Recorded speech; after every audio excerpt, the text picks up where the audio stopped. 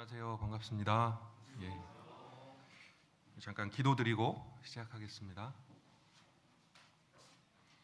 천지를 창조하시고 또 우리 사람을 만드셨습니다. 주님 앞에서 죄인이었고 그래서 영원한 멸망에 들어갈 수밖에 없었는데 주님께서 친히 저희를 먼저 사랑하셔서 우리를 위해서 죽으셨습니다. 우리에게 영원한 생명과 영원한 위로와 좋은 소망을 은혜로 주신 하나님을 찬양합니다. 우리 주님께서 주신 귀한 영원한 생명을 얻었고 또 영원한 위로를 받을 사람인데 이 땅에 살아가고 있습니다. 잠깐 우리 이 땅에서 고난을 받고 있는 동안 하나님 함께해 주시기를 간절히 원합니다. 또 주께서 말씀하신 것처럼 우리를 구원하셨던 그 귀한 복음을 따라 우리도 다른 이들에게 복음을 전하고자 합니다. 어려움이 있겠지만 주님 함께 하신다는 약속 믿고 귀한 복음을 전하려고 합니다. 하나님 저희 마음에 더욱더 큰 믿음을 더하시고 하나님 함께 하신다는 약속을 믿고 나아갈 수 있도록 도와주시옵소서. 특별히 주님께서 주신 귀한 교회 저희 함께 이렇게 모여서 협력하고 또 합심하여 주님의 사랑을 전할 수 있게 됨을 인해 감사합니다. 귀한 형제 자매들이 있기에 저희가 함께 기도 부탁하고 또 함께 귀한 하나님의 사랑을 전할 수 있는 줄 압니다. 오늘도 주님께서 저희를 이곳으로 모아주셨습니다. 한 주일의 시작인 이 주일 아침을 하나님 말씀으로 시작할 수 있도록 도와주심을 감사하고 또 이 한 주 특별히 더 힘있게 살아갈 수 있도록 도와주시옵소서. 주님께서 우리에게 주신 기회를 따라 하나님의 말씀이 전파되는 이 주간에 하나님께서 말씀 전하는 전도자의 입술과 모든 오는 영혼들의 마음을 주장해 주시기를 간절히 부탁드립니다. 복음을 위해서 수고하는 모든 형제자매들의 손길에도 주님의 역사가 함께하기를 간절히 원합니다.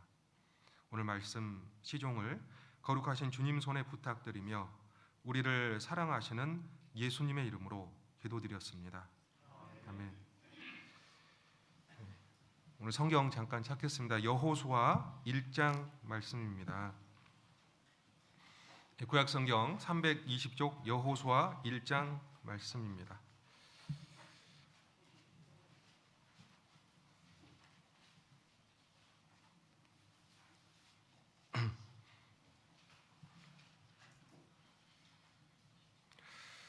여호수아 1장 1절부터 제가 좀 읽어드리도록 하겠습니다. 여호수아 1장 1절입니다. 여호와의 종 모세가 죽은 후에 여호와께서 모세의 시종 눈의 아들 여호수아에게 일러 가라사대 내 종 모세가 죽었으니 이제 너는 이 모든 백성으로 더불어 일어나 이 요단을 건너 내가 그들 곧 이스라엘 자손에게 주는 땅으로 가라. 내가 모세에게 말한 바와 같이 물은 너희 발바닥으로 밟는 곳을 내가 다 너희에게 주었노니 5절 곧 광야와 이 레바논에서부터 큰 하수 유브라데에 이르는 해쪽 속의 온 땅과 또 해지는 편 대해까지 너희 지경이 되리라. 5절은 함께 읽겠습니다. 너의 평생에 너를 능히 당할 자 없으리니 내가 모세와 함께 있었던 같이 너와 함께 있을 것임이라. 내가 너를 떠나지 아니하며 버리지 아니하리라. 예, 그리고 한 구절 더 읽겠습니다. 8절 말씀도 함께 읽겠습니다. 이 율법책을 내 입에서 떠나지 말게 하며 주야로 그것을 묵상하여 그 가운데 기록한 대로 다 지켜 행하라. 그리하면 내 길이 평탄하게 될 것이라. 내가 형통하리라.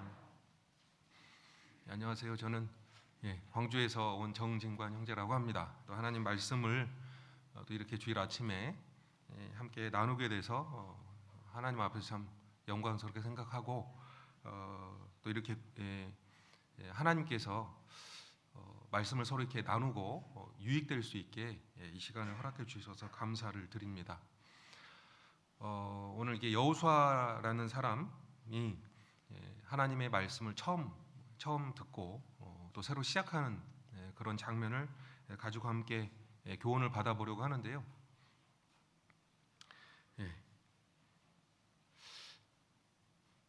시작입니다. 우리가 1월 또 시작이 됐고 보통 이제 1월이 되면 많은 마음의 다짐을 합니다. 근데 이제 다짐은 구체적일수록 좋거든요. 그리고 구체적인 것을 어떻게 실행할지도 구체적인 게 참 좋습니다. 그냥 나 잘하고 싶어 이거는 누구든지 다 생각하는 거라요. 그럼 잘하고 싶으면 무엇을 할 것이냐, 무엇을 어떻게 언제 할 것이냐, 이런 계획을 세우는 건 참 중요할 것 같습니다.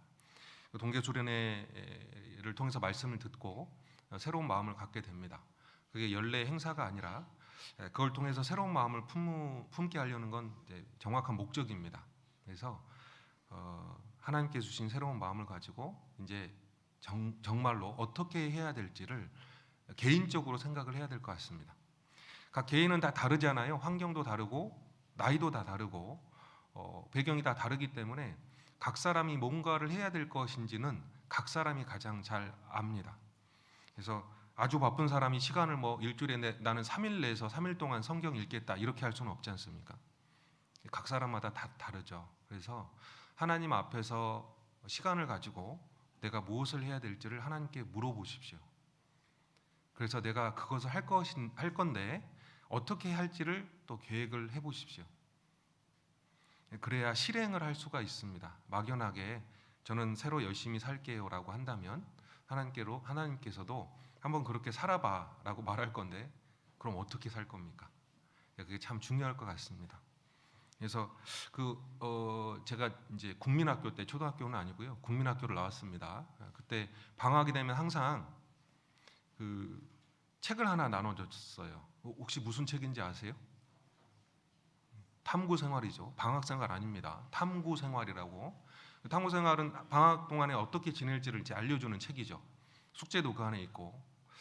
근데 보통 제일 앞쪽에 있는 게 있어요. 그 혹시 아시면은 나이 든 세대고 모르시면 아직 젊은 세대인데 거기 탐구생활 제일 앞쪽에는 항상 생활계획표가 있습니다. 생활계획표. 그 동그랗게 시계를 하나 그려놓고 몇 시부터 몇 시까지 아침을 먹겠다. 몇 시부터 몇 시까지 공부를 하겠다. 이런 거를 다 짜게 돼 있어요. 저는 그게 아주 유익하다라고 생각을 합니다. 그래서 지금도 합니다. 초등학생처럼. 근데 참 좋지 않습니까, 그게? 그거 하라고 한 이유는요. 학교에서 그냥 한번 해봐라는 것보다 방학을 알차게 보내라. 어차피 방학 때 선생님도 없고 방학이니까 학문은 다 놓는 시간이니까 스스로를 한번 조절해 보면서 한번 살아봐라. 그런 의미에서 그런 숙제를 줬겠죠. 지금도 그게 아주 유효합니다. 일주일의 시작을 우리가 지금 말씀으로 보내고 있지 않습니까? 그죠? 일주일의 첫 시간은 무조건 말씀입니다. 주님이 부활하신 시간이잖아요. 그래서 이 시간은 무조건 하나님께 내어드려야 돼요. 다른데 시간을 이제 내면 하나님도 서운해하실 거예요. 우리를 위해서 부활하신 날이 주일 아침이잖아요. 우리를 위해서 부활하신 날, 그날을 기념해서 우리가 계속 주일 아침에 모이거든요. 이 시간은 주님의 날이에요. 주님의 시간입니다. 그래서 일주일을 계획할 때도 계획을 세우지 않습니까? 교회도 1년 계획을 세우고. 그래서 이 시간은 내가 주님께 꼭 드리겠다라고 시간표를 잡아놓을 필요가 있습니다. 수요일 저녁 이런 시간들도 그렇고요. 청년 같은 경우는 토요일 저녁 이런 시간은 딱 잡아놓고 그 다음에 나머지 시간을 또 배치를 하고 또 하루 일과도 계획해 놓으면 아주 좋습니다. 하루 일과요. 누군가가 나에게 이렇게 해라라고 하는 건 좀 너무 하지 않습니까? 난 어른인데 그렇지 않습니까? 내가 스스로 하루 시간을 어떻게 시작을 할 건지, 어떻게 마무리할지, 그리고 그 낮 동안은 무엇을 할지 생각할 필요가 있습니다. 안 그러면요, 유튜브로 가요. 안 그러면 넷플릭스로 갑니다. 모르세요?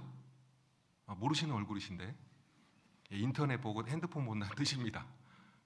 계획이 없으면 그렇게 되거든요. 시간 남네? 뭘 하죠? 그때 해야 될 게 있었어요. 원래 계획을 세우신 분들은 그걸 합니다. 근데 그렇지 않으면 시간을 죽여요. 주님이 주신 피 같은 시간을 죽입니다.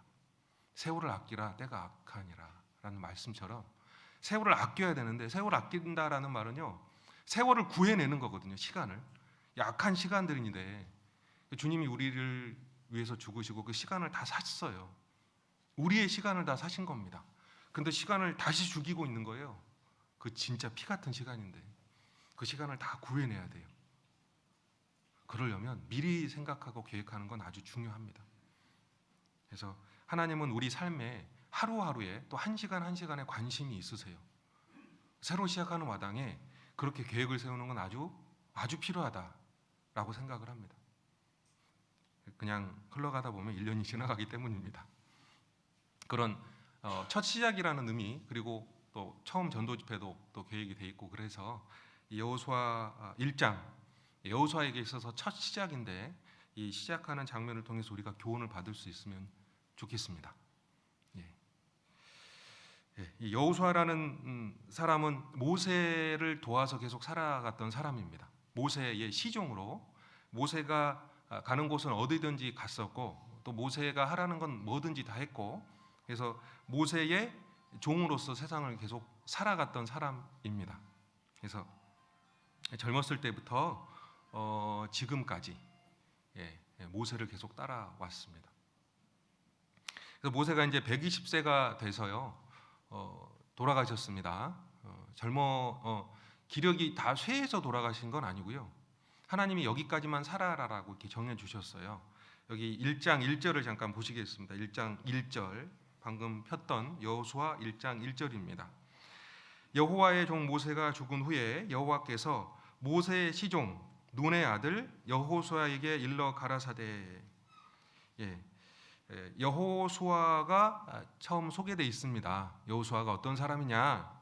여호수아는 여호와의 종 모세의 시종이다. 여호와의 종인 모세의 종이다 라고 소개가 되어 있습니다. 여러분은 누구의 종이 되고 싶으십니까? 여기서는 여호수아가 모세의 종인데, 근데 모세는 참 감사한 게 여호와의 종이죠. 여러분은 여호와의 종이십니까? 아니면 여호와의 종의 종이십니까? 여호수아는 지금 여호와의 종의 종이잖아요. 그 시작을 잘해야 되는데 종으로 시작을 하느냐, 하나님의 종으로 시작을 하느냐, 하나님의 종의 종으로 시작을 하느냐, 이거 참 중요할 것 같아요. 여호수아는 하나님의 종의 종으로 시작을 했습니다. 근데 시간이 흘러서 결국은 하나님의 종이 돼요. 그게 우리의 방향이에요. 올해는 내가 어떻게 살아야 될까? 하나님의 종이 되는 방향으로 살아야 합니다. 그래서 여기가 여호수아 1장 1절이지 않습니까? 저기 여호수아 끝에 한번 가보겠습니다. 여기 잡으시고 여호수아 24장입니다. 24장 29절입니다.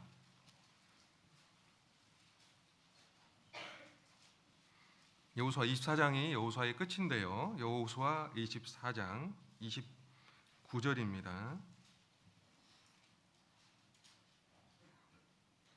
함께 읽겠습니다.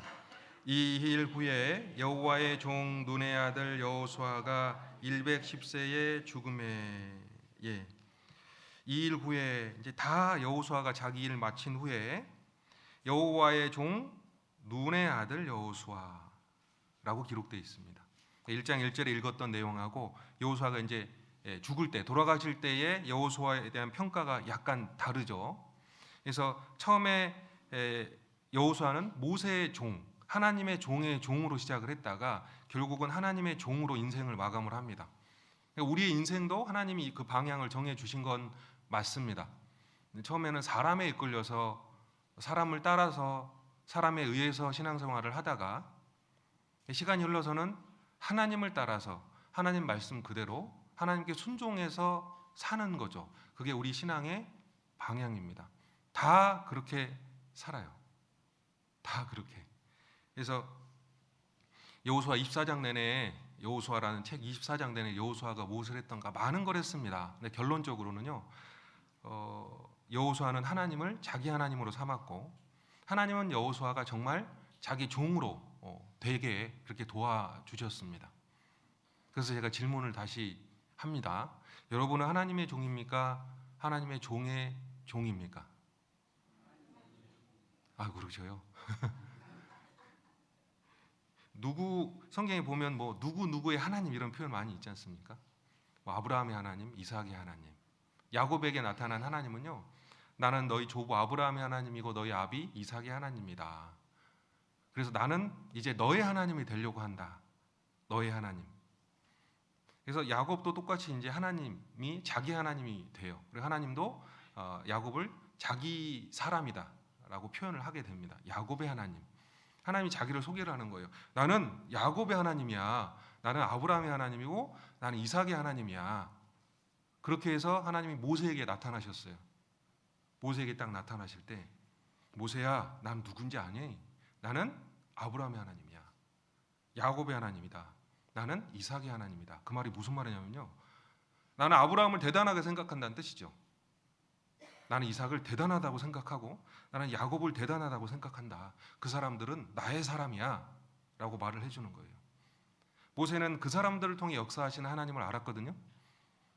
그래서 그 말이 이해가 됐습니다. 아브라함과 이삭과 야곱의 하나님. 하나님이 여러분을 소개를 하실 때 이 사람은 내 사람이야 라고 소개할 수 있다면 여러분은 참 좋은 사람이에요. 하나님 앞에 가까이 간 사람입니다.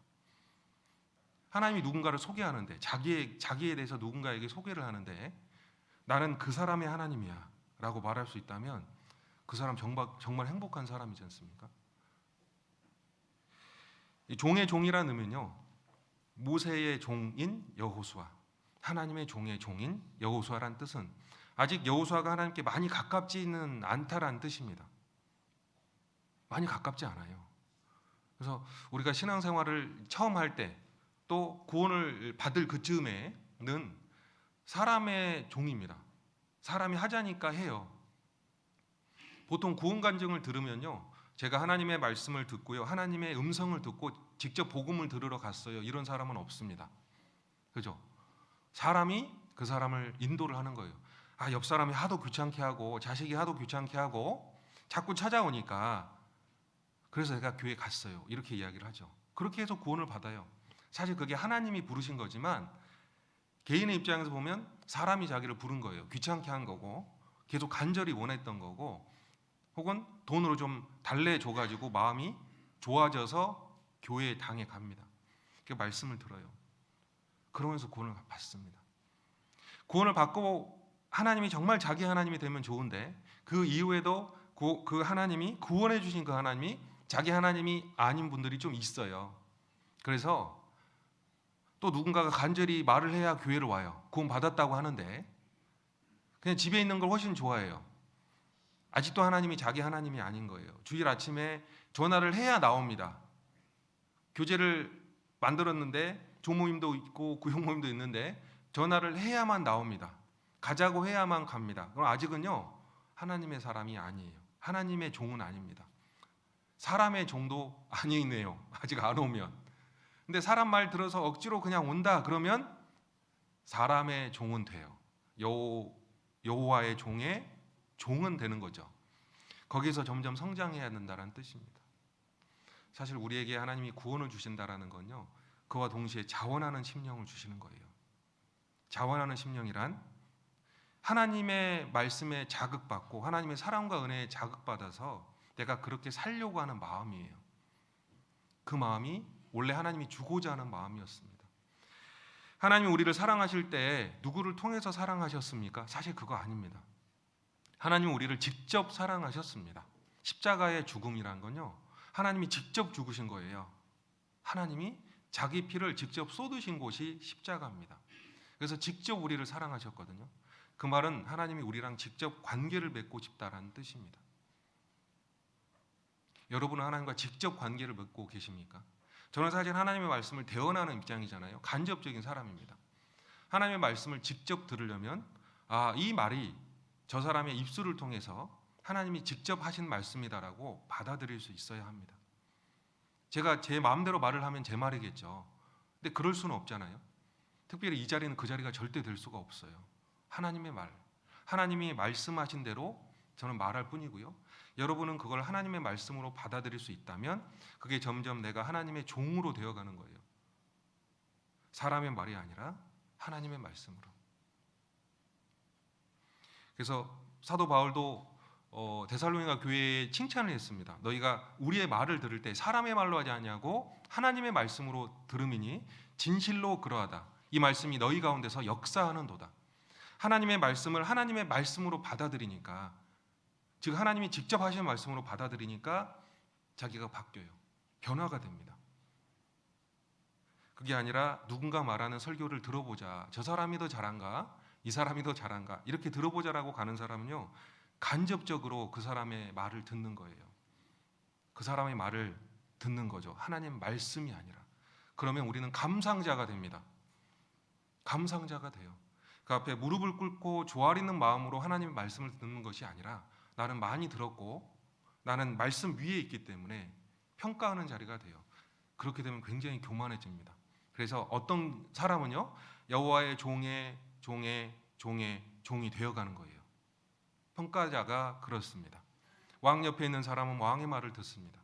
근데 왕과 먼 사람은요, 왕의 말을 들은 사람의 말을 또 들어요. 그렇죠.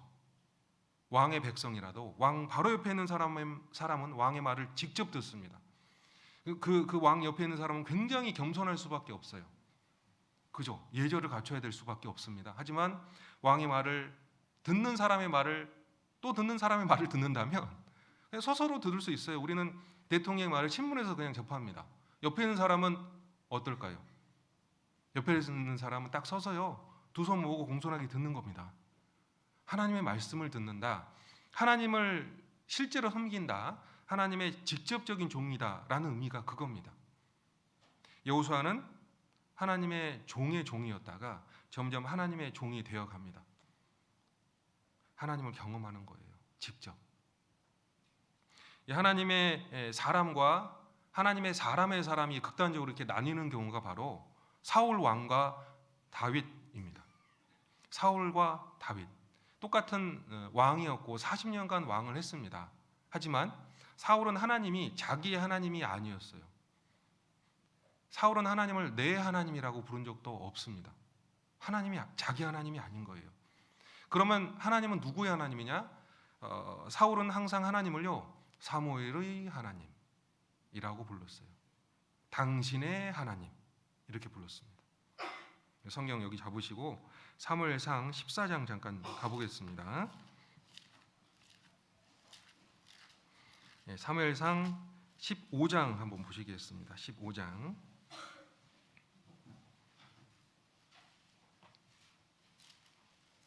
사무엘상 15장 15절입니다.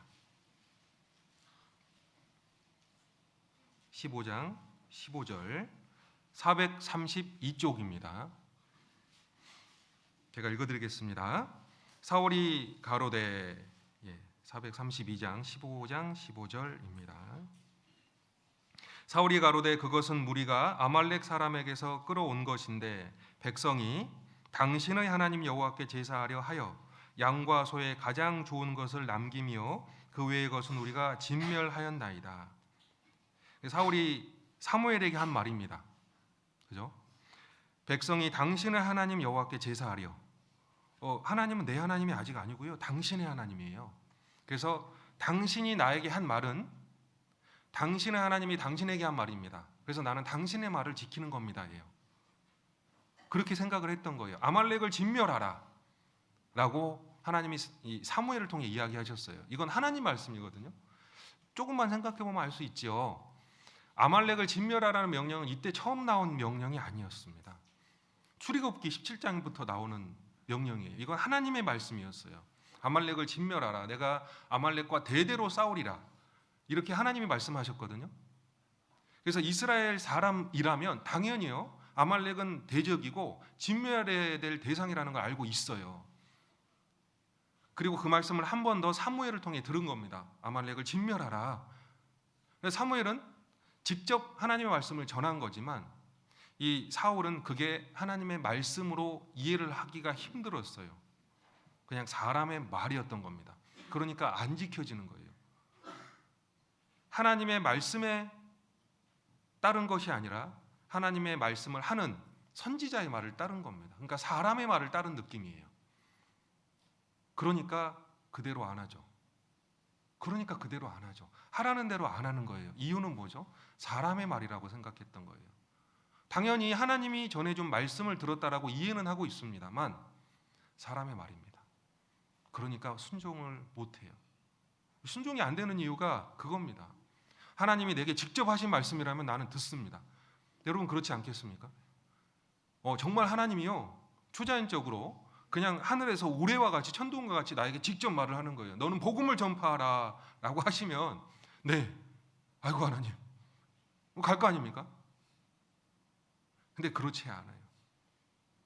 하나님 앞과 산자와 죽은 자를 심판하실 그리스도 예수 앞에서 그의 나타나실 것과 그의 나라를 두고 내가 엄히 명하노니 너는 말씀을 전파하라. 이게 정말 엄한 명령이거든요. 근데 그걸 하나님이 우리에게 직접 말하지 않습니다. 직접 말하지 않아요. 그래서 그게 어쩌면 그냥 사람의 말인 거예요. 성경에 기록된 글이며 그냥 전도자가 암송하는 말이며 그렇게 될 수가 있거든요. 그건 성장이 덜 된 거예요. 말씀으로 점점 다가가서 그게 내게 직접 하신 말씀이라고 여겼을 때 그게 성장입니다. 우리의 목적은 그겁니다. 하나님께 점점 다가가서 그 하나님이 나의 하나님이 되는 것, 그 하나님의 말씀을 따라 내가 직접 움직이는 것, 자원해서 감사해서 정말로 그 말씀 따라 움직이는 것. 여기 한 번 이렇게 말한 게 아닙니다. 한 번 가지고 판단할 수는 없잖아요. 15절 방금 읽었고 21절입니다. 21절. 다만 백성이 그 마땅히 멸할 것 중에서 가장 좋은 것으로 길갈에서 당신의 하나님 여호와께 제사하려고 양과 소를 취하였나이다. 똑같잖아요. 그러니까 사울의 마음에 박혀 있는 생각이에요. 당신의 하나님. 쉽게 말해서 목사님의 하나님, 구역장님의 하나님, 어떤 신실한 그 형제의 하나님, 나 항상 챙겨주는 그 자매의 하나님 이라고 계속 생각을 하는 거예요. 내 하나님은 아직 아니지. 나랑은 크게 관계없지. 나는 아직 그 정도는 아니야. 사실 그 이야기를 하는 겁니다. 당신의 하나님이죠. 마지막까지 이 말을 놓지 않습니다. 여기 마지막 30절 제가 읽어드리겠습니다. 30절 같이 읽겠습니다. 사울이 가로되 내가 범죄하였을지라도 청하옵나니 내 백성의 장로들의 앞과 이스라엘의 앞에서 나를 높이사 나와 함께 돌아가사 나로 당신의 하나님 여호와께 경배하게 하소서. 마지막까지죠. 사울을 통해 책망을 들은, 왜 하나님 말씀 그대로 안 들으세요? 라는 책망을 들은 이 사울이 마지막에도 똑같은 말을 해요. 그래도 내가 하나님의 말씀을 제대로 듣지 않아서 이렇게 책망을 받는다 그래도 사람들 앞에서 좀 나를 높여주면 안 돼요? 사람들 앞에서 내가 높아지려면 그래도 당신의 하나님께 제사하는 모습을 좀 보여줘야 되는 거 아닌가요? 당신의 하나님, 계속 당신의 하나님이에요. 그러니까 사울은 제대로 된 평가가 없어요. 하나님의 평가가 없습니다. 하나님이 이 사울은 내 사람이라고 말을 하지 않습니다. 그럼 얼마나 슬프겠습니까? 하나님이 우리를 구원하신 목적은요, 나를 실제로 가까이 하려고, 나와 함께 살려고 구원하신 거거든요. 나의 하나님 어찌하여 나를 버리셨나이까? 왜 버리셨어요? 왜 하나님 아버지께서 절대 끊어질 수 없는 하나님 아들 자신을 버리셨을까요? 나를 안 버리려고 그러신 거예요. 우리 죄를 버리지 않으시려고 하나님 아들이 끊어져서 버려진 겁니다. 실제 버려졌어요. 왜요? 나를 안 버리려고. 근데 나는 오히려 더 멀리 있습니다. 종의 종이 되어가는 거예요. 종의 되어가는 겁니다. 하나님은 가까이 와라. 그래서 내가 너를 위해서 죽었노라. 십자가라는 뜻이 무엇입니까? 죄로 인해서 막힌 담이 허물어진 거예요. 하나님이 나를 가까이 하기 위해서, 나랑 소통하기 위해서, 나의 하나님이 되기 위해서 죽으셨어요. 그게 십자가입니다. 십자가는 단지 나를 영원한 천국에 보내려는 목적이 아닙니다. 그건 당연한 거고요. 십자가가 의미하는 건 모든 담이 허물어져서 형제 자매들과 함께 하나 될 수 있고 하나님과 내가 하나 될 수 있다는 뜻이에요. 그러려고 담이 허물어졌습니다. 나의 하나님 어찌하여 나를 버리셨나이까? 버리셨어요. 나를 취하려고. 그래서 데살로니가전서 5장 10절에서는요, 우리 예수님께서, 하나님께서 왜 우리를 위해서 죽으셨느냐? 깨든지 자든지 우리와 함께 살게 하려 하셨느니라. 예수께서 우리를 위하여 죽으사 우리가 깨든지 자든지 우리와 함께 살게 하려 하셨느니라. 엄마는 내 엄마예요. 내 동생의 엄마가 아닙니다. 안 그렇습니까? 제가 어느 꼬마한테요, 네 오빠의 엄마 이름이 뭐야? 네 오빠의 엄마 이름이 뭐야? 그러니까 순간 당혹스러워하더라고요. 누구지? 내 오빠의 엄마가 누구지? 내 오빠의 엄마가 내 엄마지 누구예요? 당연한 거지 않습니까? 여러분, 하나님이 누구의 하나님이에요? 목사님의 하나님이에요? 그럴 리가 없잖아요. 나를 전도한 그분의 하나님이에요? 그분은 나를 직접 구하셨어요. 하나님 사랑할 때 모든 사람을 사랑하잖아요. 제가 자녀를 사랑하는 방법을 하나 알려드리겠습니다. 자녀 한 사람씩 비밀의 방에 데려가세요. 한쪽 방에 데려가요. 그래서 나는 너를 제일 사랑한단다 라고 말을 해주십시오. 그 다음에 둘째가 오잖아요. 그럼 둘째를 또 비밀의 방에 데려가세요. 또 말해줘요. 나는 너를 제일 사랑한단다. 근데 그거 거짓말이에요, 사실이에요? 사실이에요.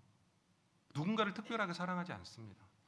사랑은 다 사랑하는 게 진짜 사랑이잖아요. 그리고 가장 제일 각 사람을 사랑하는 게 사랑이라서 하나님이 여러분과 멀어지고 싶지 않습니다. 가장 가까워지고 싶으세요. 그래서 여러분의 하나님이 진짜 그 하나님이 되기를 원하십니다.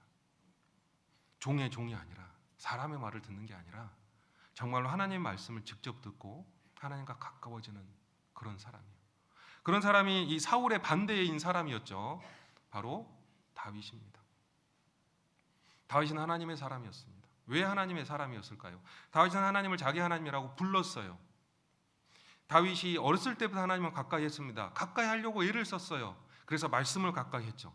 말씀을 직접 가까이 했습니다. 말씀을 정말 사랑했어요. 왜냐하면 하나님이 자기에게 직접 주신 말씀이니까 그랬습니다. 그게 정확하기 때문에 말씀을 계속 가까이 했어요.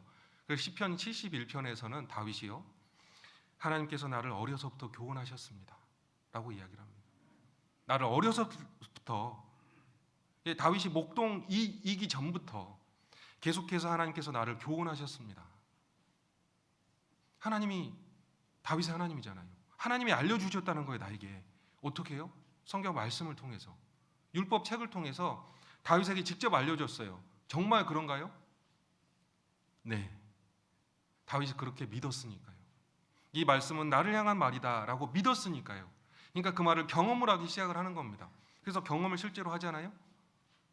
하나님의 이름으로 사자와 곰을 이깁니다. 하나님의 이름으로 골리앗을 이깁니다. 하나님의 이름으로요. 당신의 하나님이 아니라 자기 하나님의 그 이름으로 나아갑니다. 여러분은 하나님을 믿고 정말 말씀을 믿고 그대로 나아가려고 하십니까? 아니면 다 하니까 나도 하려고 하십니까? 저분이 하니까 나도 하려고 하십니까? 하나님은 여러분이 그 하나님의 인자하심을 맛보기를 원합니다. 직접이요. 말씀에 있는 그대로 여러분이 그 말씀의 권위를 알고, 그 하나님의 권위가 바로 말씀의 권위라는 걸 알고 그대로 행하기를 원하십니다. 정말 하나님을 하나님처럼, 하나님의 말씀을 말 그대로 하나님처럼 대우하기를 원하세요. 그럴 때 하나님이 우리의 하나님이 되는 겁니다. 내가 사람의 사람이 아니라 하나님의 사람. 여호수아는 그래서 경험을 했습니다. 하나님이 자기와 함께 하시며 그 말씀대로 역사하심을 경험을 했어요. 다윗도 어렸지만 하나님을 경험을 해갔습니다. 나이가 중요한 게 아닙니다. 어렸지만 하나님을 경험해 갔어요. 그래서 하나님은 자기 하나님이었습니다. 항상 자기의 하나님이었습니다. 하나님은 나의 산성이시오, 나의 요새시오, 나를 지키시는 자시오, 나의 하나님이라. 이게 바로 다윗의 고백입니다. 여러분도 그렇게 말할 수 있으면 좋겠습니다. 입에서 하나님이란 말이 잘 안 나온다는 의미는요, 하나님이 나의 하나님이 아니라는 뜻입니다. 입에서 안 나와요, 이 말이. 이웃 사람 만날 때도 하나님이란 말이 안 나오고요. 전도를 하라는 뜻이 아니라요, 하나님이 내 하나님이면 얼마나 자랑스럽고 얼마나 고맙습니까? 내 엄마야. 아이들이 가끔 그러거든요. 막 2살, 3살, 4살. 다른 아이가 막 가까이 와서 자기 엄마한테 막 앵겨요. 그러면 내 엄마거든? 내 엄마야. 막 그래요. 그게 다 자연스럽지 않습니까? 입에서 그 말이 나와야 그게 성장이에요. 자연스러운 거예요. 하나님이란 말이 나와야 정상입니다. 전도라는 건 교회 막 와라 이런 것도 전도일 수 있지만요. 또 다른 전도는 내 입에서 하나님 말이 자연스럽게 나오는 거예요. 아, 정말 하나님이 계시구나. 왜요? 이 사람 입에서 계속 하나님이란 단어가 나오거든요. 정말 계시는 거예요, 그 사람에겐. 진짜 계신 것 같네, 저 사람은. 나도 저 사람이 아는 그 하나님, 진짜 저 사람과 가까이 하는 그 하나님을 한번 찾아가 볼까? 그러면서 교회당 오는 거예요. 그게 또 전도가 되거든요. 하나님께 가까이 갈수록 우리는 하나님의 자녀다워집니다. 원래 자녀인데 그 하나님을 자주 부를수록 기도하면서 더 많이 부르게 되잖아요. 하나님을 부를수록 하나님이 더 가까워져요. 그래서 기도 안 해도 입에서 하나님의 단어가 나오게 될 겁니다. 그래서 하나님이 여호수아와 함께 하시면서 결국은 이 여호수아를 하나님의 종이 되게 만드셨어요. 모세가 죽었습니다. 모세가 죽었거든요. 우리 다시 한번 가보겠습니다. 여호수아 1장입니다.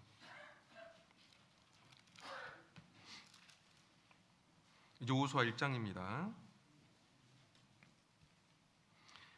1절 여호와의 종 모세가 죽은 후에 모세가 죽었어요.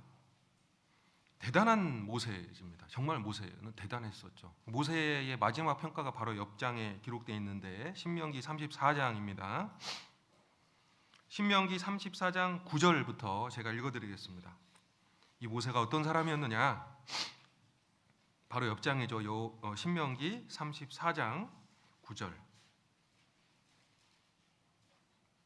모세가 눈의 아들 여호수아에게 안수하였으므로 그에게 지혜의 신이 충만하니 이스라엘 자손이 여호와 모세에게 명하신 대로 여호와의 말을 순종하였더라. 10절 함께 읽겠습니다. 그 후에는 이스라엘에 모세와 같은 선지자가 일어나지 못하였나니 모세는 여호와께서 대면하여 아시던 자요. 11절은 제가 또 읽어드릴게요. 여호와께서 그를 애굽 땅에 보내사 바로와 그 모든 신하와 그 온 땅의 모든 이적과 기사와 모든 큰 권능과 위엄을 행하게 하심에 온 이스라엘 목전에서 그것을 행한 자더라. 그리고 여호수아 1장 1절 여호와의 종 그 모세가 죽었다. 이게 연속해서 딱 읽잖아요. 그럼 갑자기 확 분위기가 다운되는 느낌이 나요.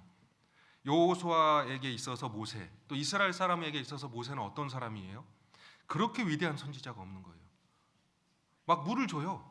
먹을 걸 줍니다. 그냥 손을 내밀면 바다가 갈라져요. 지팡이를 내밀면 그냥 열재앙이 내립니다.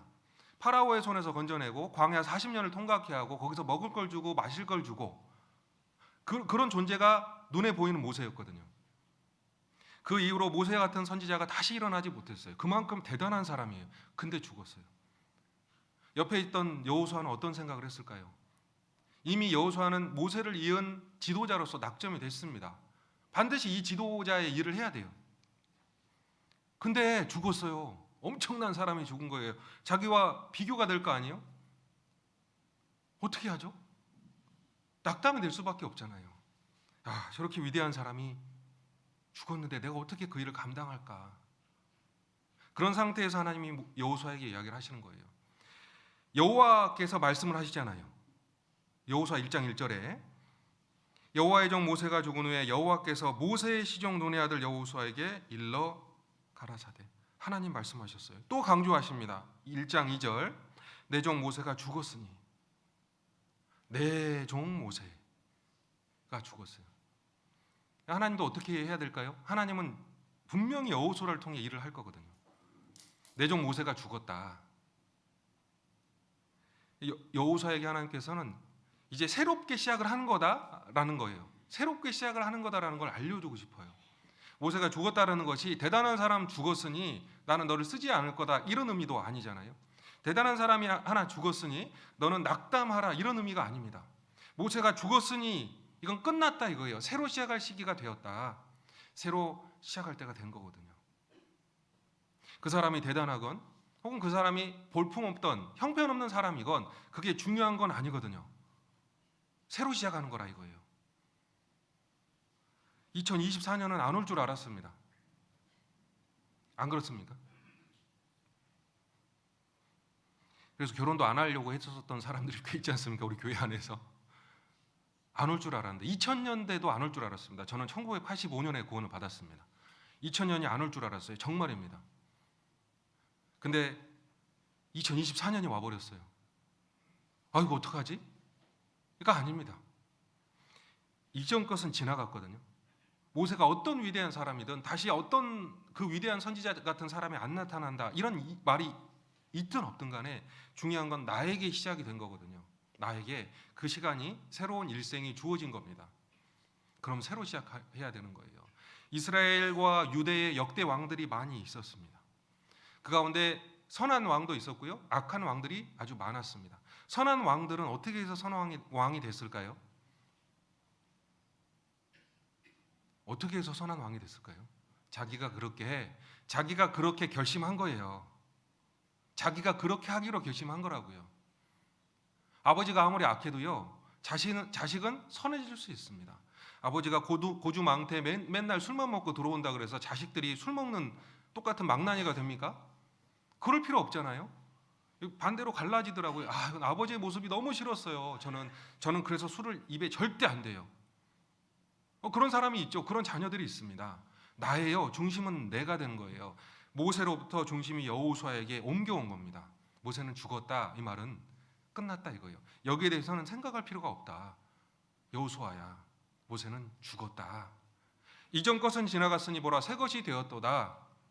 주님께서 우리에게 하신 말씀입니다. 그 우리란 그리스도 예수 안에 있는 사람들이에요.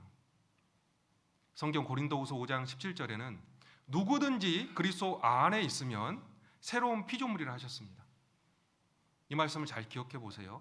누구든지 그리스도 안에 있으면 새로운 피조물이에요. 어제까지 내가 주님 안에 있지 않았다가 오늘 내가 주님 안에 다시 있게 되면 오늘부터 시작이란 뜻입니다. 새로운 사람이에요. 이 관점을 기억하세요. 하나님이 우리를 보실 때 주 안에 있잖아요, 계속. 그러면 언제든지 마치 새로 구원받은 사람처럼 대하고 싶어 해요. 막 구원받은 사람처럼. 어제까지 죄 짓고 한량처럼 살다가 오늘 새로 구원받은 사람이라면 여러분 어떻게 살 겁니까? 그게 새로운 피조물이라는 뜻입니다. 누구든지 그리스도 안에 있으면요, 주님은 새로운 피조물로 보겠다는 뜻이에요. 즉 우리에게 언제든지 새로 시작할 수 있는 기회를 주신다는 뜻입니다. 언제든지 새로 구원받은 사람처럼. 어떤 어린아이는요, 어떤 젊은이들은 어렸을 때 구원받았는데 그게 정말 구원인지 아닌지를 헷갈려하는 친구들도 있습니다.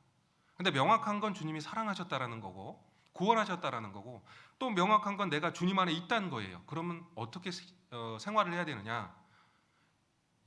오늘 구원 새로 받은 사람처럼 살면 돼요. 과거에 얽매일 필요가 크게 없습니다. 확실한 게 있으면 그걸 붙잡고 새로 시작하는 거거든요. 가장 확실한 건 그가 나를 사랑하셨다. 영원한 자비와 영원한 긍휼로 나를 사랑하셨다라는 거고, 그래서 나는 언제나 새로 시작할 수 있습니다. 작년 잘 살으셨습니까? 작년에 어떤 분들은 모세처럼 엄청나게 위대한 일들을 많이 하셨을 겁니다. 근데 그거 잊어버리십시오. 바울도 그렇게 이야기를 했지 않습니까? 이전에 했던 그 일은 다 잊어버리고, 바울도 위대한 삶을 살았지만 그 전까지 했던 거 다 잊어버렸어요. 그 편지를 쓸 때가 바울이 감옥에 갇혔을 때입니다. 그 전까지 전도 여행을 통해서 수없이 많은 일들을 했습니다. 많은 교회들이 세워졌어요. 근데 갇혔거든요. 근데 중요한 게 아니에요. 갇힌 게 중요한 것도 아니고, 그 전에 안 갇히고 수없이 많은 곳을 다니며 많은 교회를 세웠던 거, 그게 중요한 것도 아니에요. 거기서 새로 시작하는 겁니다. 그 감옥과 같은 가택연금된 상태에서 새로 시작하는 거라 이거예요. 새로 시작하는 거예요. 혹시 감옥 같은 환경이 있습니까? 그럴 수 있죠. 이 몸이라는 게 감옥이 될 수 있죠. 나이가 너무 많이 들어서 움직이기 힘들어요. 어디를 가려고 해도 참 힘들어요. 그럴 수 있잖아요. 몸이 감옥인 거예요. 그렇다고 새로 시작을 못 할까요? 그럴까요? 그럴 수 없어요. 바울도 감옥에서 시작을 한 겁니다. 사람을 불렀잖아요. 가택연금 상태니까요. 오라고 그랬어요. 다. 그 사람들에게 자꾸 데려오라고 했겠죠. 자기가 못 가니까 사람을 오라고 합니다. 거기에서 역사가 일어났어요. 이전 것은 지나갔습니다. 잘한 거 위대했던 거, 내가 많은 공로를 가지고 있었던 거, 공헌을 했던 거, 이것도 지나갔어요. 그것 때문에 교만해질 필요가 없습니다. 나 많이 했죠? 라고 하나님께 말할 필요가 없어요. 주님의 공로에 비하면 우리가 했던 건 아무것도 아닙니다. 모세가 했던 모든 건 하나님의 권세로, 하나님의 능력으로 했던 것 뿐입니다. 그래서 잊어도 돼요. 새로 시작하는 겁니다. 주 안에 있으면 새로운 피조물이라는 말씀은요, 우리에게 굉장히 큰 위로를 줍니다. 위로를 줄 때가 훨씬 많죠. 왜냐하면 새로 시작하려고 했을 때 새로 시작하기가 쉽지는 않거든요. 주 안에 있으면 새로운 피조물이라는 말은 나를 십자가에서 사랑하셨던 그 사랑으로 동일하게 사랑하고 있다는 뜻입니다. 그 십자가 사랑을 좀 생각을 해보셔요. 그 십자가라는 의미가요, 내가 우리 자신이 가장 악하고 가장 더러울 때예요. 십자가가 딱 그런 때잖아요. 십자가에서 주님이 죽으시던 그날 우리의 죄는 가장 많았어요. 예수님이 누구 때문에, 어떤 죄 때문에 돌아가셨습니까? 우리 대답 잘 할 수 있지 않습니까? 내가 태어날 때부터 죽을 때까지 그 모든 죄를 위해서 그 한 날 십자가에서 예수께서 돌아가셨어요. 그 말은 무슨 의미죠? 내가 가장 악한 날이에요. 내가 가장 더러운 날입니다. 그게 십자가예요. 근데 그때 우리를 사랑하신 거잖아요.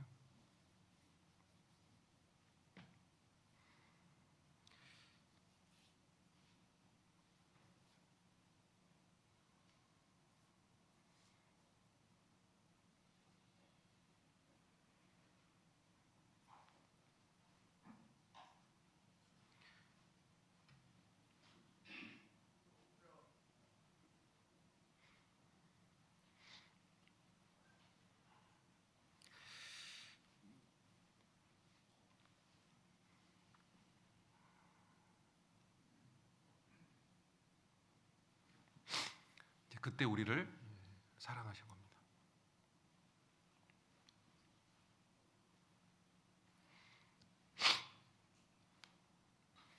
우리는 그때 태어나지도 않았었지 않습니까? 그리고 가장 악한 것들만 가득했을 때, 그때 우리를 사랑하셨다면 그 이후로는 우리를 얼마나 사랑하실까요? 순간순간마다 우리를 얼마나 사랑하실까요? 지금도 사랑하시거든요. 그러니까 그때의 사랑이 변하지 않아요. 주님은 사랑이 덜해지지도 않고 더해지지도 않습니다. 그렇죠? 더해질 필요가 없어요. 왜요? 최상이니까, 무궁하니까 덜할 리도 없습니다. 그 영원하고 무궁한 사랑을 우리를 계속 사랑하고 있으니까 언제나 일어날 수 있죠.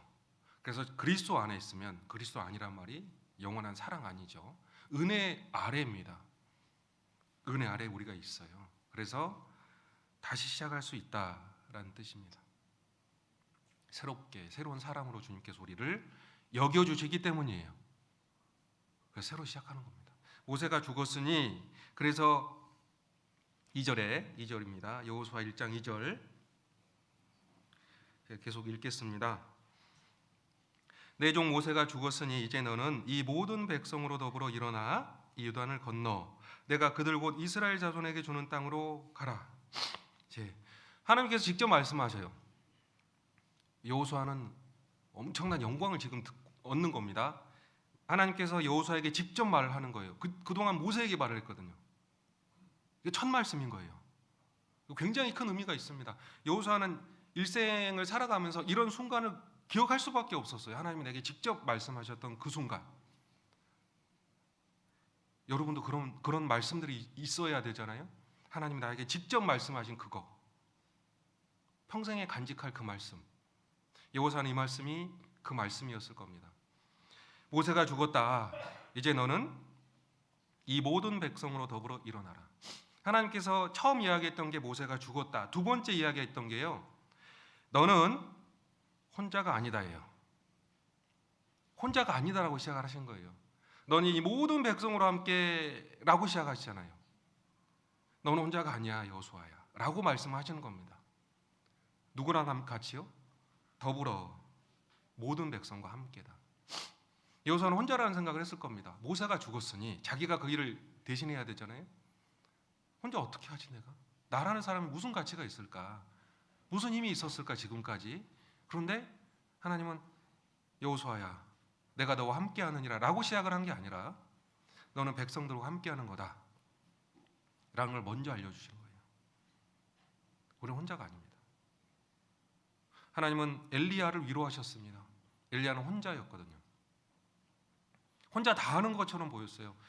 바알 선지자, 그 가짜 선지자, 그 대적하는 선지자들과 혼자 싸우는 것처럼 여겨졌습니다. 이스라엘 백성들을 하나님께로 돌아오게 하는데 혼자 일하는 것처럼 여겼어요. 그래서 그 일이 실패하는 것처럼 느껴지자 낙심했죠.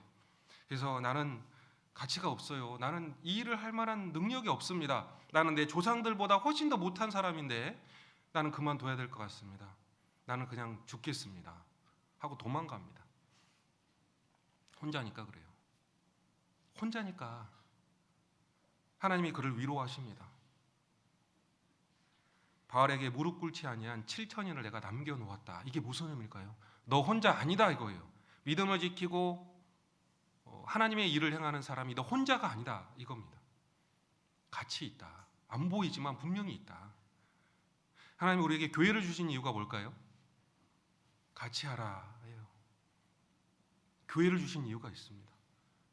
저도 혼자잖아요. 되게 힘들어요. 선교할 때 제일 힘들었던 게 뭔지 아세요? 저는 참고로 선교 베트남에 10년 동안 있다가 왔습니다. 힘들었었어요. 왜 힘드냐면 혼자 할 때가 되게 많았어요. 혼자 하는 건 쉬운 게 아니더라고요. 그런데 혼자가 아닐 때는 뭘 하든 괜찮았어요. 같이 간다. 누가 있다. 주님이 물론 계시지만요. 하나님도 원리를 주셨거든요. 그래도 혼자 하는 건 아니에요. 사람은. 그런 건 하나님이 원하지 않습니다. 같이 하라 그래요. 여러분들 임원들 있지 않습니까? 구역이다. 그럼 구역에 임원이 보통 몇 분 계셔요? 혼자입니까? 보통 4명이잖아요. 우리 전 교회, 전 세계 교회 공통인 것 같은데 조모임 구역에 4명이 항상 적어도 4명의 임원이 있습니다. 왜요? 같이 하라 이거예요. 뛰어난 사람, 특출난 사람, 그 사람 혼자 하면 될 것 같지요? 안 돼요. 주님의 원리는 그게 아닙니다. 하나님은 그래서 같이 가라고 하셔요. 같이 가라고. 모든 성도와 함께 지식에 넘치는 그리스도의 사랑을 알아. 그러니까 하나님의 사랑을 깨닫는 것도요. 구원받을 때 혼자 깨닫지 않습니다. 보통 다 도와주잖아요. 같이 더 이해를 하게 되고요. 구원받은 다음에도요. 하나님의 사랑을 혼자 깨닫는 게 아닙니다. 같이 알아가요. 그래서 에베소서 3장 20절 말씀, 우리 가운데 역사하시는 이의 능력대로 우리 온갖 구하는 것이나 생각하는 것에 더 넘치도록 능히 하실 그 우리라는 말씀이 우리가 누구냐면 교회예요. 그 우리가 누구냐면 모든 성도와 함께 지식에 넘치는 그리스도의 사랑을 같이 알아가는 사람들이거든요. 같이 알아가는 사람들. 그래서 하나님의 모든 충만하시는 것으로 너에게 충만케 하시기를 원하노라. 우리 가운데 역사하시는 그 능력대로예요. 하나님의 사랑을 점점 같이 알아가면서 사랑을 혼자 합니까? 그럴 리가 없잖아요. 하나님의 사랑은 혼자 깨닫는 게 아니죠. 서로 주고받으면서 깨닫는 거예요. 그러면서 하나님의 사랑의 길이와 깊이와 넓이와 높이를 알아갑니다. 그러면서 내가 충만해져요. 교회 안의 충만으로 내가 충만해집니다. 그러면 내가 구하는 거, 생각하는 것보다 더 넘치도록 하나님이 능히 해주시는 거예요. 우리가 함께 사랑을 깨달아 갈 때예요. 복음에서 우리는 함께 교제합니다. 첫날부터 지금까지 우리는 복음에서 함께 교제합니다. 누가 구원을 받는 그 순간요, 주변에 많은 사람이 있을수록 좋아요. 그렇게 교제가 시작되는 거거든요. 주님 오실 때까지 복음에서 교제를 시작하고 복음으로 교제를 합니다. 그리고 그 복음을 위해서 협력합니다. 사도 바울은 그걸 보고 싶어 했어요. 너희가 일심으로 서서 한 뜻으로 복음의 신앙을 위해서 협력하는 걸 나는 보고 싶다. 근데 그걸 주님, 그 바울만 보고 싶어 하실까요? 아니요. 주님이 그걸 보고 싶어 하는 거예요. 그래서 성령의 감동으로 그렇게 빌립보서가 기록이 된 겁니다. 일심으로 서서 한 뜻으로 복음의 신앙을 위해서 협력하는 거. 혼자가 아니다라는 거예요. 전쟁을 혼자 합니까? 여호수아 혼자 가나안 7족속을 다 이길 수 있을까요? 그럴 리가 없잖아요. 너는 혼자가 아니라는 걸 기억하라 라고 주님이 이야기하시는 거예요. 기도 부탁을 하십시오. 내가 전도하고자 하는 사람이 있다면 혼자 하지 말고요, 누구랑 같이 가셔요. 그러려고 임원들이 계시고 그러려고 내 친한 그 형제 자매가 있는 겁니다. 그럴 때 전도의 부담은 낮아지고요, 작아지고 전도의 힘은 커져요. 혼자 잘 하려고 하면 결국 실망하고 낙심하게 됩니다. 주님의 원리가 원래 그게 아니에요. 우리는 혼자가 아닙니다. 같이 가십시오. 내가 사랑하는 누군가를 전도하려면 거기 같이 가세요. 혼자는 안 되잖아요. 전화도 잘 안 되고요, 직접 가는 것도 힘들잖아요. 같이 가세요. 그게 주님이 우리를 통해 일하시는 역사의 원리입니다. 여호수아에게도 하나님께서 이걸 일깨워 주시잖아요. 너는 혼자가 아니고 더불어 가는 것이다. 모든 백성으로 더불어 가는 것이다. 그리고 더 읽어볼게요. 여호수아 1장 2절입니다. 내 종 모세가 죽었으니 이제 너는 이 모든 백성으로 더불어 일어나라는 말씀도 주의해 보세요. 일어나라. 지금 여호수아는 어떤 상태죠? 일어나 있지 않은 상태니까 일어나라고 하죠. 엎드러져 있겠죠. 마음이 낙심돼 있을 수도 있습니다. 모세가 죽었으니까요. 막중한 그 엄청난 일 앞에서 마음이 정말 이렇게 두렵고 떨리고 뭘 해야 될지 모를 수도 있습니다. 하나님은 거기에 대해서 이야기하시죠. 일어나라, 너 일어나라 하십니다. 마음을 이렇게 세워라, 결심하라, 이런 뜻이에요. 굳건히 하라, 일어날 때가 됐다 이거예요. 모세가 죽어가지고 장례를 치면서 사람들은 다 애곡을 했습니다. 슬퍼서 이스라엘 사람들조차도, 당연히 여호수아도 동참을 했겠죠. 애곡했습니다. 슬픔의 노래를 불렀습니다. 이제 그때가 아니다. 너는 일어나라. 마음을 이렇게 세워라. 새로운 시작은요, 마음부터 세워야 되는 겁니다. 마음부터 나는 그전처럼 살 수는 없다. 혹은 그전에 내가 잘했던 건 다 잊겠다. 새로 시작하겠다라는 마음의 결심이 필요해요. 마음을 일으켜 세워야 합니다. 주께서 심지가 견고한 자를 평강으로 지켜주셔요. 심지가 견고하다. 그 마음의 뜻이 견고게 된 사람을 하나님이 지켜주셔요. 우리가 많은 걸 못합니다. 할 수 있는 게 많이 없습니다. 근데 할 수 있는 게 조금 있어요. 그 할 수 있는 것 중에 가장 쉬운 거, 돈 안 드는 거가 뭐냐면 마음을 굳게 하는 거예요. 결심하는 겁니다. 결심은 그 누구도 할 수 있습니다. 돈이 들지 않거든요. 시간이 많이 들지도 않습니다. 결심하면 하나님 도와주세요. 근데 결심하면 하나님이 도와주셔요. 일어나라라고 하셨습니다. 마음을 이렇게 세우십시오. 로마서 12장 1절 여기 잠깐 잡고 12장 1절 잠깐 펴보실까요? 방금 읽었던 데 표시하시고요. 로마서 12장 1절입니다.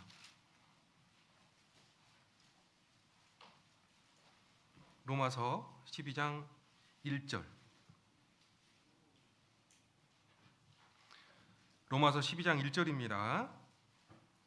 잘하는 말씀인데 한번 제가 함께 읽어보겠습니다. 그러므로 형제들아, 내가 하나님의 모든 자비하심으로 너희를 권하노니 너희 몸을 하나님이 기뻐하시는 거룩한 산 제사로 드리라.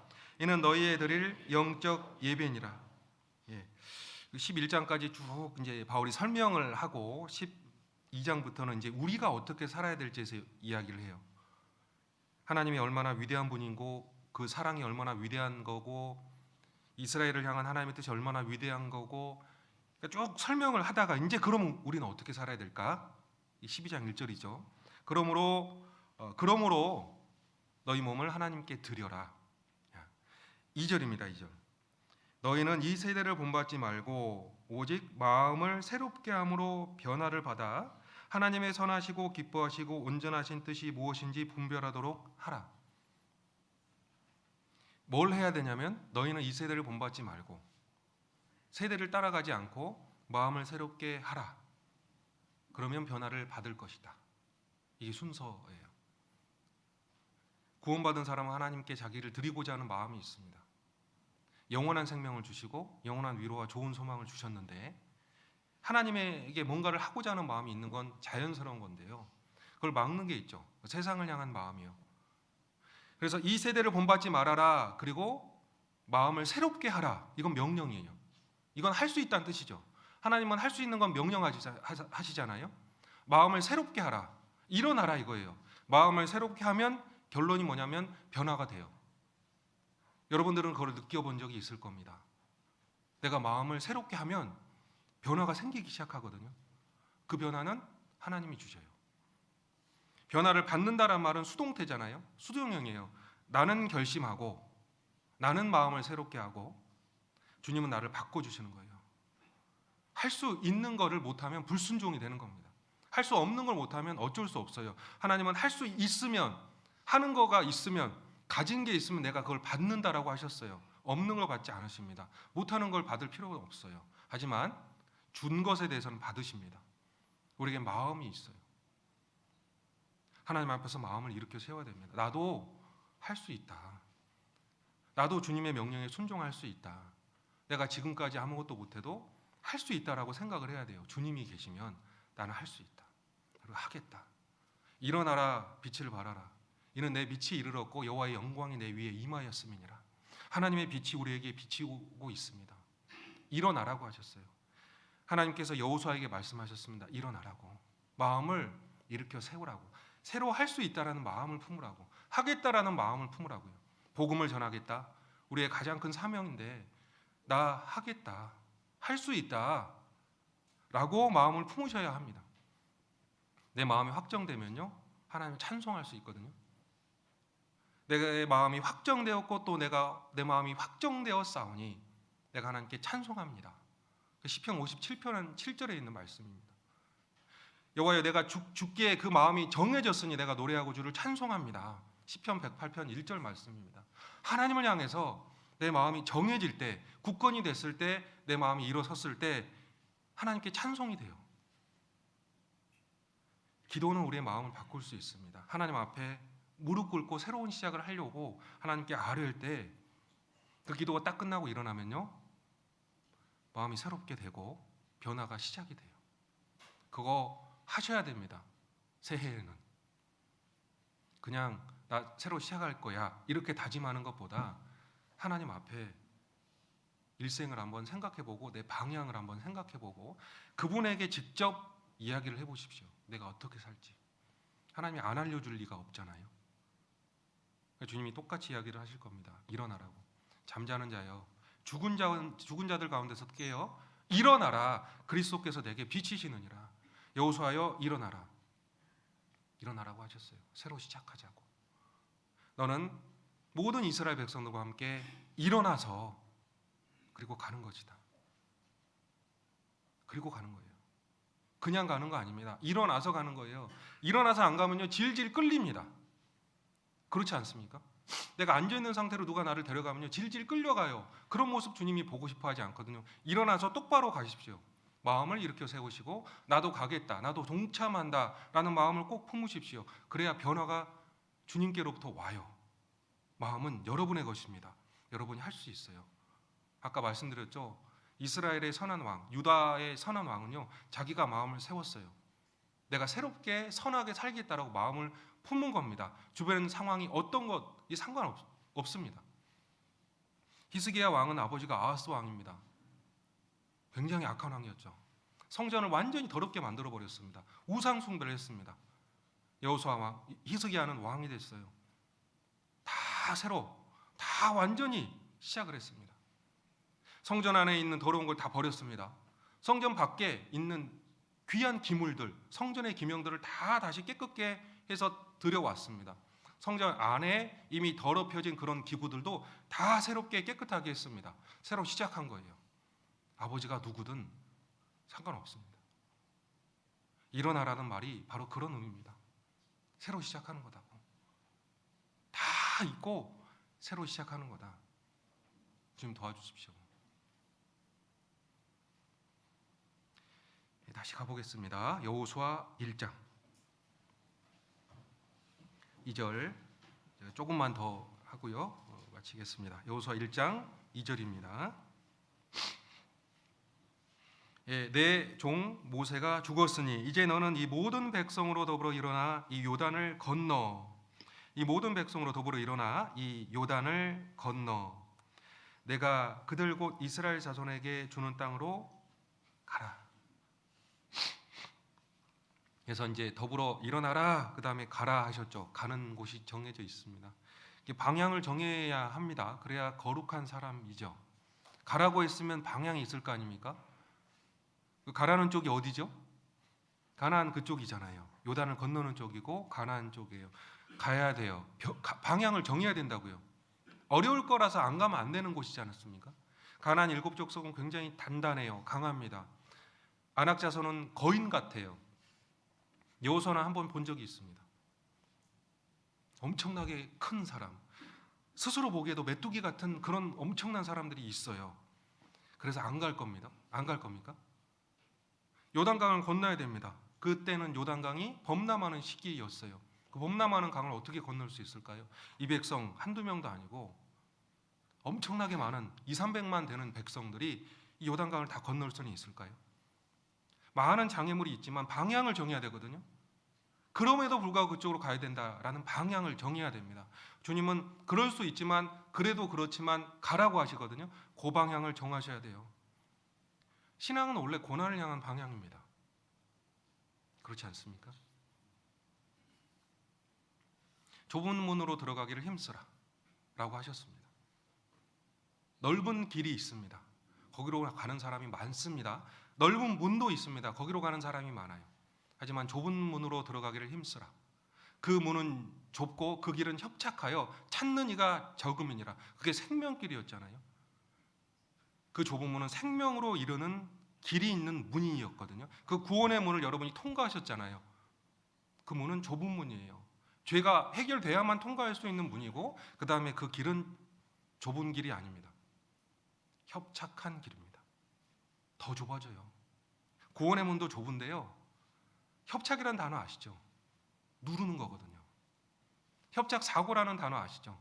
손이 꼈어요. 기어 사이에, 톱니바퀴 사이에 꼈습니다. 그걸 협착이라고 해요. 그 문은 좁고 그 길은 협착함이니라. 그 길에 우리가 가는 건 잘 사는 거예요. 그 길에 가고 있는 것 자체가 잘 사는 거거든요. 형통함이란 단어 거기 여호수아 1장에 나오는 말씀인데 저 밑에 한번 보겠습니다. 8절입니다. 8절. 1장 8절입니다. 이 율법책을 내 입에서 떠나지 말게 하며 주야로 그것을 묵상하여 그 가운데 기록한 대로 다 지켜 행하라. 그리하면 내 길이 평탄하게 될 것이라 내게 형통하리라. 평탄과 형통 누구든지 좋아하는 단어입니다. 만사 형통 이걸 좋아하지 않을 리가 없지 않습니까? 여러분에게 형통이 뭡니까?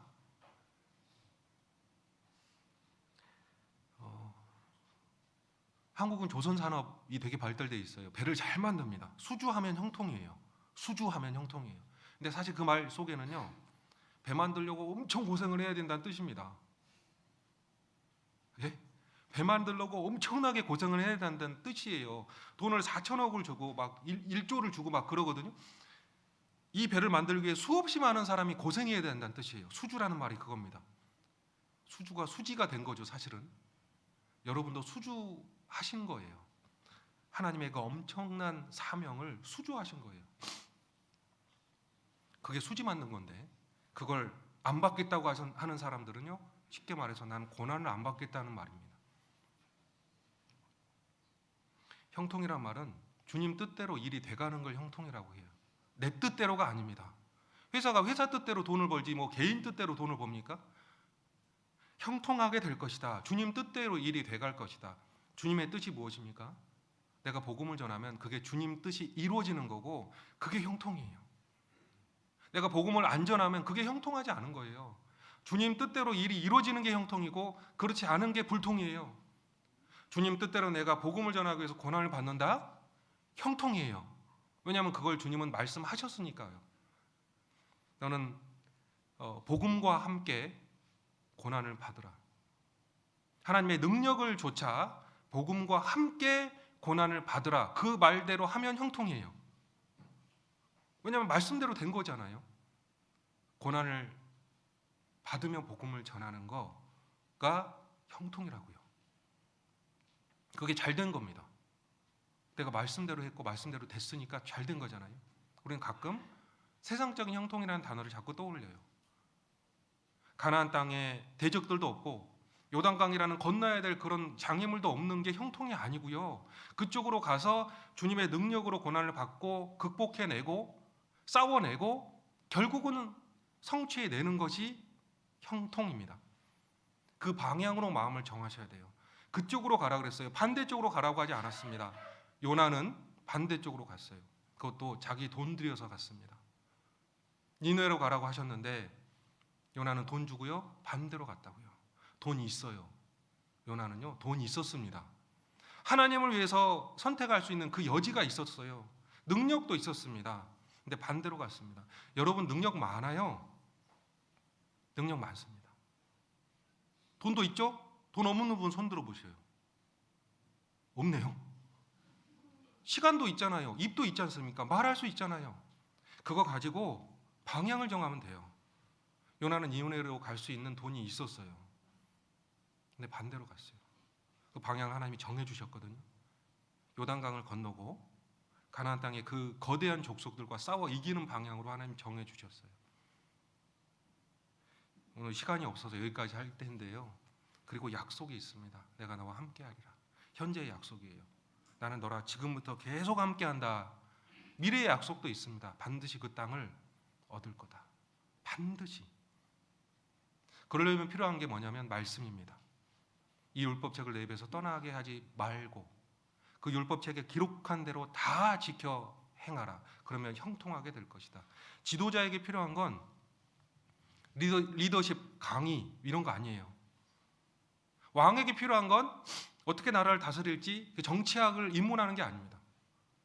왕에게도 말씀이 필요하고 새로운 지도자인 여호수아에게도 말씀이 필요하고요. 주부에게도 말씀이 필요하고 아버지에게도 말씀이 필요합니다. 자녀에게도 말씀이 필요해요. 다 가장 중요하고 필요한 게 말씀이에요.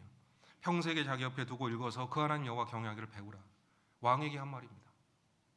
평생에 자기 옆에 두고 읽으라. 왕이여, 정치에 크게 관심 갖지 말고 그건 사후에 있을 일이고 먼저는 항상 말씀을 옆에 두고 하나님 경외하기를 배우라. 그러면 형통케 될 거예요. 내가 주부라서 말씀을 안 듣습니까? 안 읽습니까? 그거 아니에요.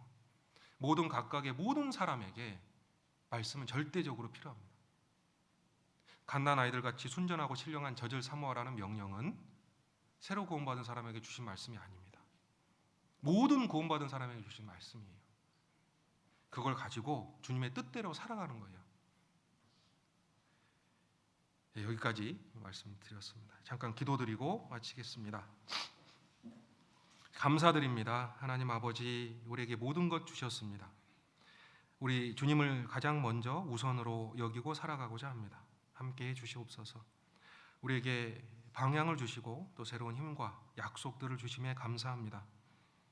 우리 귀한 사목교회 형제 자매님들 하나님의 은혜로 더 강하게 되고 또 주님 뜻을 따라 행할 수 있도록 도우시옵소서. 특별히 함께 하시는 주님을 바라보고 힘들지만 앞으로 향해서 복음을 전하며 주변인들에게 하나님을 알릴 수 있도록 인도해 주시옵소서. 오늘 교제케 하시고 또 말씀을 듣게 하신 하나님께 감사하며 우리를 죄에서 구원해 주신 예수님의 이름으로 기도드렸습니다.